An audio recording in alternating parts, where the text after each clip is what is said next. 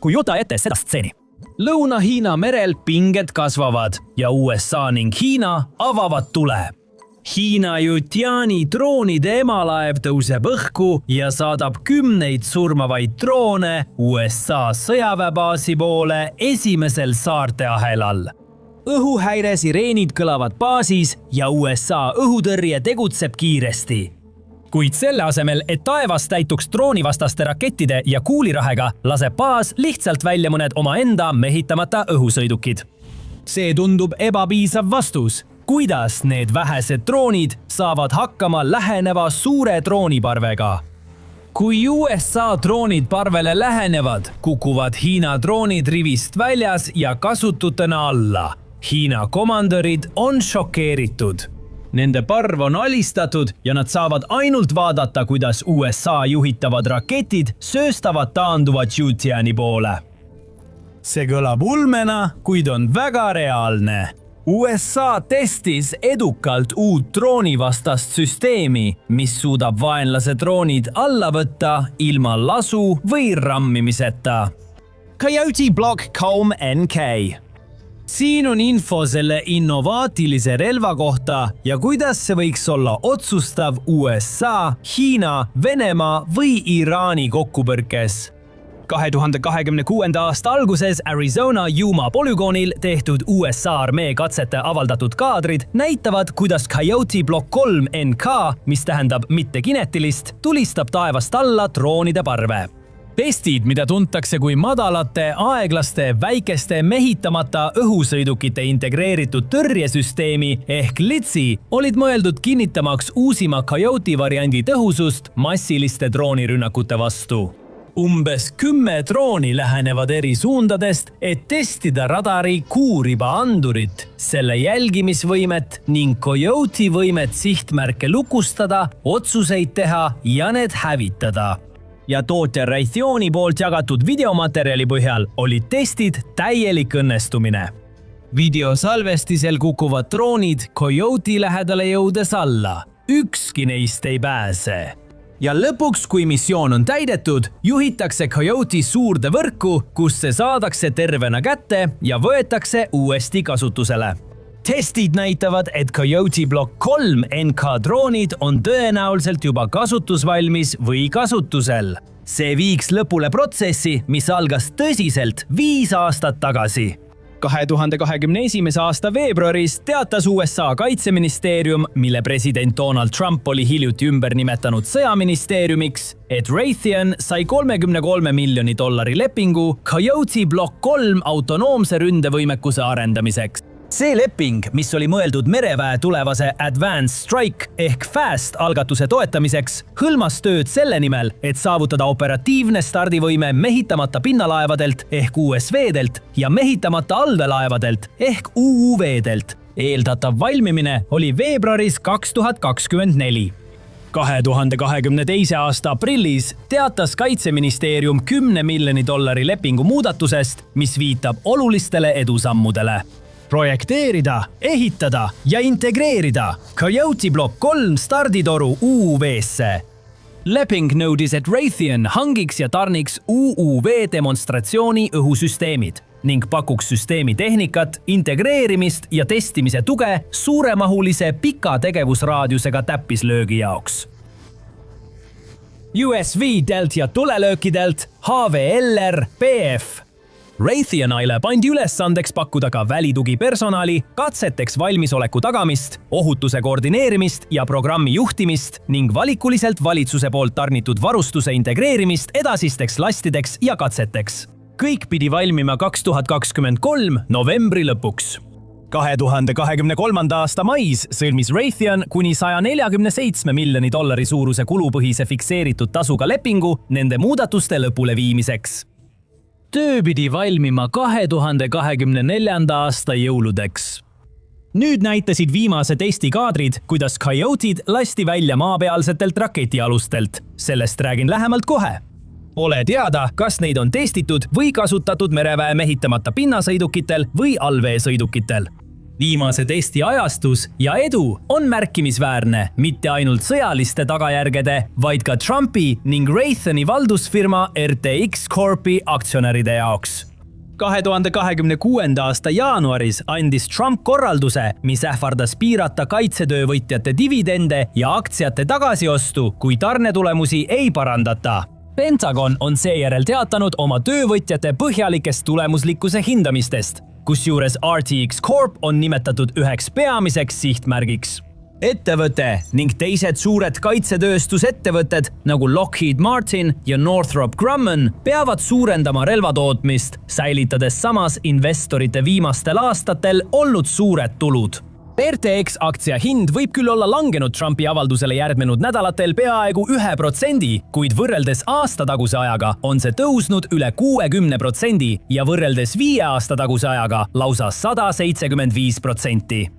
Seega peaks Coyote Block 3 NK edukas tarnimine, isegi kui need katsed toimuvad üle aasta hiljem kui plaanitud, oluliselt kompenseerima Raytheoni hiljutisi tarneviivitusi. AGM-154C liukpommide ja SM-6 rakettidega. See peaks rahuldama nii Trumpi kui investoreid, arvestades selle sõjalist potentsiaali. See on seepärast, et Coyote 3 on praegu ainulaadne relv, mille võimekus ja kasutusviisid eristavad seda teistest. The Military Show keskendub huvitavamate ja olulisemate uute relvasüsteemide tutvustamisele ning toob tipptasemel reportaaže ja analüüse viimastest sõjalistest arengutest maailma peamistes kuumades punktides. Telli kanal, et saada infot globaalsete sõjaliste sündmuste kohta. Nagu nimigi viitab, on Coyote Block 3 Coyote platvormi kolmas arenguetapp. Coyote Block 1 ja Coyote Block 2 on juba USA sõjaväes kasutusel, mis näitab selle platvormi suurt väärtust. Algen Block 1 oli 2004. aasta USA mereväe teadusuuringute büroo ehk ONR-i spetsifikatsiooni tulemus, mis käsitles Sonotute Launch Unmanned Aerial Vehicle'i ehk SLUAVi. See oli ühekordseks kasutamiseks mõeldud õhusõiduk, mida väljastati standardsest Sonopoi väljalaskeseadmest ning mille eesmärk oli pakkuda B-3C Orion patrull-lennukitele kaugseire võimalust. Advanced Ceramics Research Incorporated, mille hiljem omandas Raytheon, sai lepingu ja tarnis Coyote, mille esimene lend oli 2007. Coyote on pakitud konteinerisse, mida saab välja lasta kas laevadelt standardsete Sonopoi väljalaskeseadmetega või maapealselt pneumaatilise torukäivitiga. Kui konteiner on väljalaskeseadmest välja heidetud, avaneb langevari ja konteiner tõmmatakse lennukikere küljest eemale. Seejärel avanevad drooni 2 tiivapaari, vertikaalsed sabad ja propellerilabad. Väike elektrimootor käivitatakse ja autopiloot alustab tõusu. Coyote'il on GPS-navigatsioonisüsteem, mis võimaldab automaatseid missioone, kuid seda saab juhtida ka otsenähtavuse andmeside kaudu. Kuigi selle peamine kasutusala on ISR, saab seda varustada kineetilise laenguga ja muuta ringlevaks laskemoonaks. Raytheon on edukalt demonstreerinud Coyote autonoomset parvena tegutsemist ONR-i Locust programmi raames, kus mitu UAV-d töötavad koos meeskonnana. Ja see võimekus laieneb ka Block 2 ja Block 3 variantidele. Muuseas, kes iganes USA mereväes ja eriti ONR-is nende programmide nimesid välja mõtleb, ei saa nad tunnustust, mida nad väärivad. Locust kui drooniparve nimi, mille akronüüm sobib ideaalselt, näitab nimetuste osakonnas suurepärast tööd. Aga olgu sellega, kuidas on. Kuigi Coyote parvena tegutsemise võime tegi sellest Locust programmi kandidaadi, pani sellest suhteliselt aeglane kiirus selle mõnevõrra ebasoodsasse olukorda. Eriti kui on vaja kiiresti tõrjuda kiiresti liikuvaid lähenevaid vaenlase droone. 3 jala pikkuse, veidi alla 5 jala tiiva ulatuse ja 13 naelase kaaluga ilma lõhkepeata on see hea suurusega konteinerist lastav droon. 30 000 jala kõrguse lennulae ja 80-miilise sideulatusega on see väga kasulik luure- ja seireülesannetes suurtel aladel. Selle maksimaalne kiirus 80 miili ja kruiisikiirus 63 miili tunnis ei ole piisavad, et tõhusalt Vene Gerandroonile vastu astuda. Sellegipoolest sai Coyote Block 1-st või õigemini selle uuendatud versioonist Block 1B-st oluline osa USA armee Howler CUAS süsteemist, mis on olnud teenistuses alates 2019. aastast. Armee hankis neid tuhandeid kasutamiseks oma mobiilses, madalal lendavate, aeglaste ja väikeste mehitamata õhusõidukite integreeritud tõrjesüsteemis ehk MLIDSis ning statsionaarses, madalal lendavate, aeglaste ja väikeste mehitamata õhusõidukite integreeritud tõrjesüsteemis ehk FS-LIDSis. USA merejalavägi kasutas Block 1B-d oma maapealse õhutõrje ehk G-BAD droonitõrjesüsteemi osana alates 2018. aastast. Raytheon arendas kogemustest Ukraina sõjas inspireerituna välja reaktiivmootoriga tuletise Coyote Block 2. Erinevalt originaalist, mis on mõeldud ISR missioonideks ja rändmoonana, on Block 2 tõrjedroon, sisuliselt droonivastane maa-õhk juhitav rakett.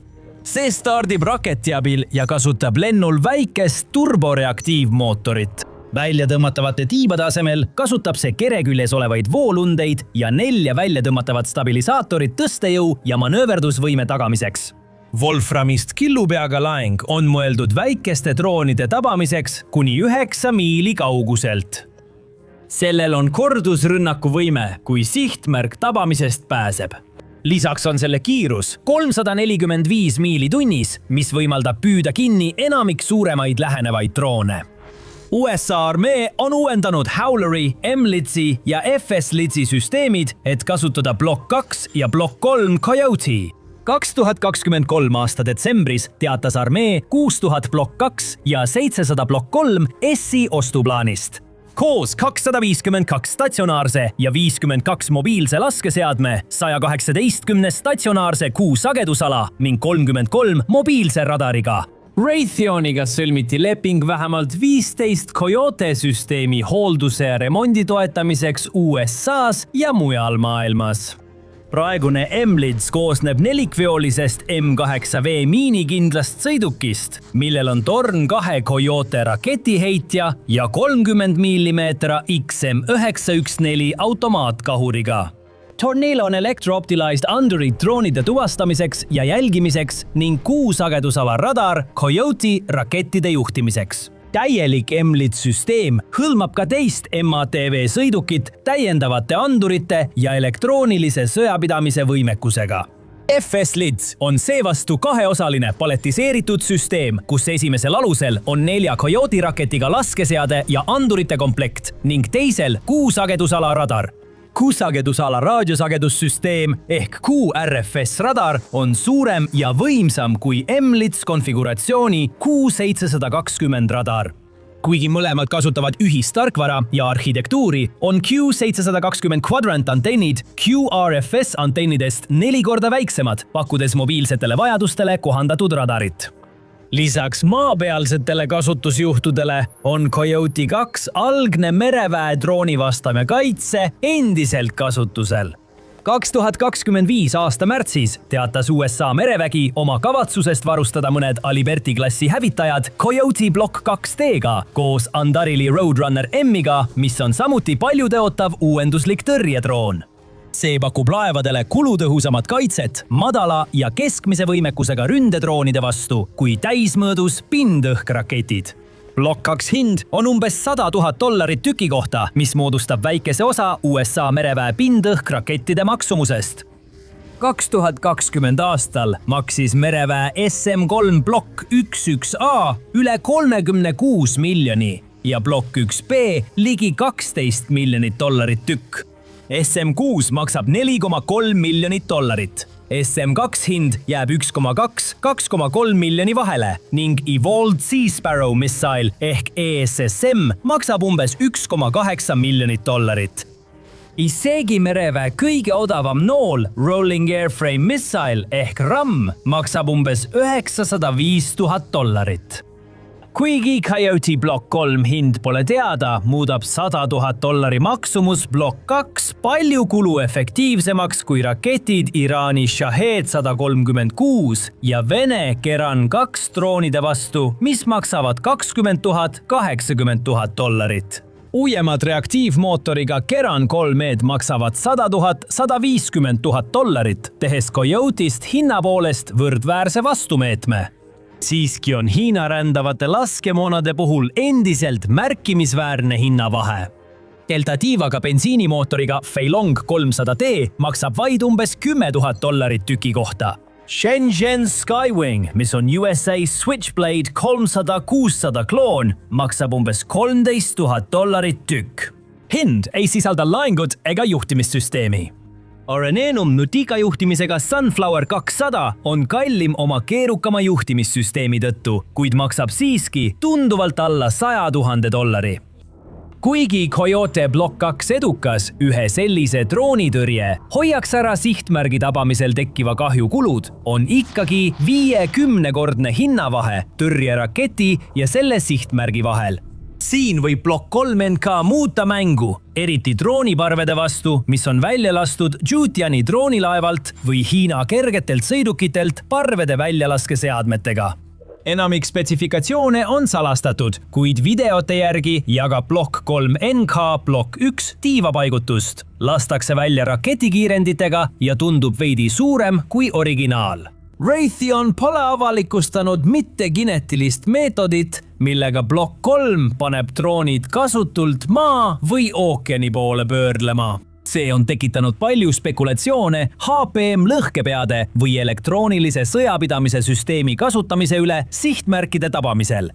See töötab suunatud elektromagnetilise energiapurskega, mis saadab sihtmärgi vooluringidesse kõrgepingelöögi, rikub need kiiresti ja droon kukub alla. Viimane võtab droonisignaale vastu. Droonid kukuvad testide ajal taevast alla ilma nähtava kokkupõrke, plahvatuse või killumustrita. See viitab elektromagnetilisele või elektroonilisele hävitamisele, mitte läheduslõhke peale, mis oleks järgmine tõenäoline variant. Block 3 pakub 2 veenvat eelist parvena ründavate droonide vastu. See võime võimaldab mitut drooni korraga alla võtta, muutes kulutõhususe tasakaalu või isegi pöörates selle ümber. Kui allatulistatud droonid võivad kukkuda asustatud aladele, taristule või liitlaste positsioonidele, aitab see, et need tabamuse korral ei plahvata, kahjusid vähendada. Ukraina näitel võib droonirusude mõju olla sama hävitav kui otsene tabamus, samuti saab Coyote taastada ja uuesti kasutada. Lahinguvälja komandöri jaoks muudab taastatav mittekineetiline tõrjevahend, kuidas kaitstav üksus saab lahingutegevust ajastada.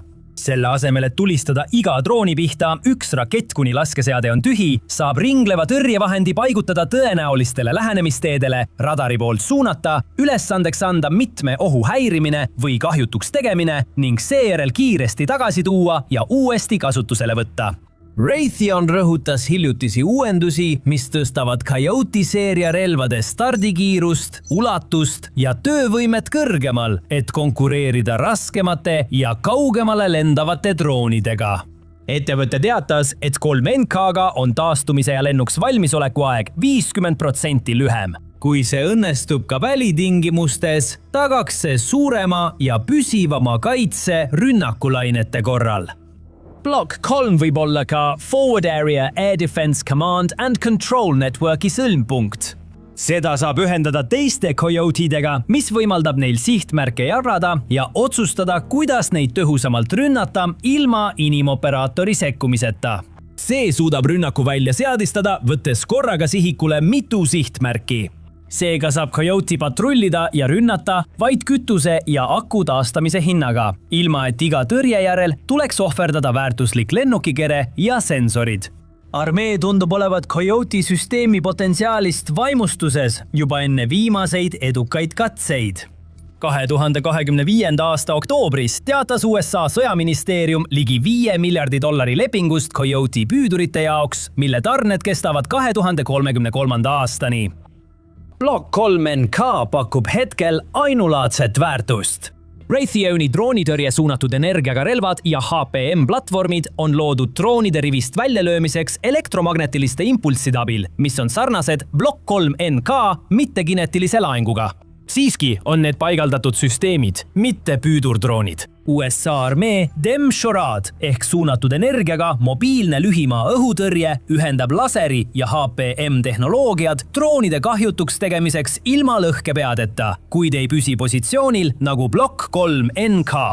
Ukrainas ja Ukraina jaoks arendatakse ka üha rohkem püüdurdroone, kuid enamik neist on tas puhtalt kineetilised, tuues droonid alla neile otsa lennates või sisaldavad lõhkepead. Enamik neist ei suuda varitseda ega ole korduvkasutatavad. Leiserpõhised süsteemid, nagu Ühendkuningriigi Dragonfire, lubavad drooniparvede allatoomist vaid $10 eest lasku kohta, kuid need on samuti maapealsed ning nende ulatus ja laekõrgus on piiratud võrreldes Block 3 NK-ga. Vaata meie video Dragonfire'ist ja saa rohkem teada sellest paeluvast uuest süsteemist. Kuna USA peamised vastased, Hiina, Venemaa, Iraan ja Põhja-Korea, arendavad drooniparvede tehnoloogiat, võib Coyote Block 3 NK nende plaanidele tõsise piduri panna. Nutikas ja kulutõhus viis mitme drooniga korraga toime tulemiseks ja siis tagasi tulla, et veelgi rohkem droone hävitada. Kuna Andurili Roadrunner M ja teised uuenduslikud droonitõrjesüsteemid tunduvad olevat laialdaselt kasutusele võtmisel. Jälgime seda valdkonda tähelepanelikult. Seega telli kindlasti meie kanal, et olla alati kursis. Aitäh vaatamast!